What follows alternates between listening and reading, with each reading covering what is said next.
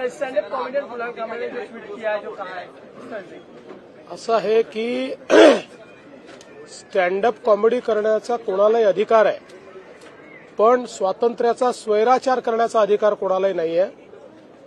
खरं म्हणजे कामराला हे माहिती पाहिजे की महाराष्ट्राच्या जनतेने 2024 साली कोण गद्दार आहे आणि कोण खुद्दार आहे हे दाखवून दिलेलं आहे।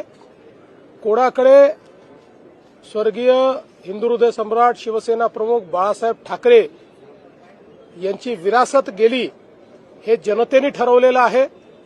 त्यामुळे अशा प्रकारे खालच्या दर्जाची कॉमेडी करून आणि राज्यातल्या माजी मुख्यमंत्री, आताचे उपमुख्यमंत्री, राज्यातले वरिष्ठ नेते ज्यांच्याबद्दल राज्यातल्या जनतेमध्ये आदर आहे त्यांच्याबद्दल अशा प्रकारचा अनादर करण्याचा कोणालाही अधिकार नाही।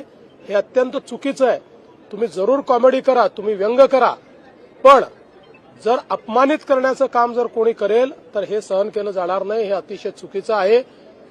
कामरांनी माफी मागितली पाहिजे आणि ते जे संविधानाचं पुस्तक दाखवत आहेत त्यांनी जर संविधान वाचलं असेल किंवा संविधानाची त्यांना जर माहिती असेल तर संविधानानेच सांगितलेलं आहे की स्वातंत्र्याचा स्वैराचार करता येणार नाही, दुसऱ्याच्या स्वातंत्र्यावर तुम्हाला अतिक्रमण करता येणार नाही।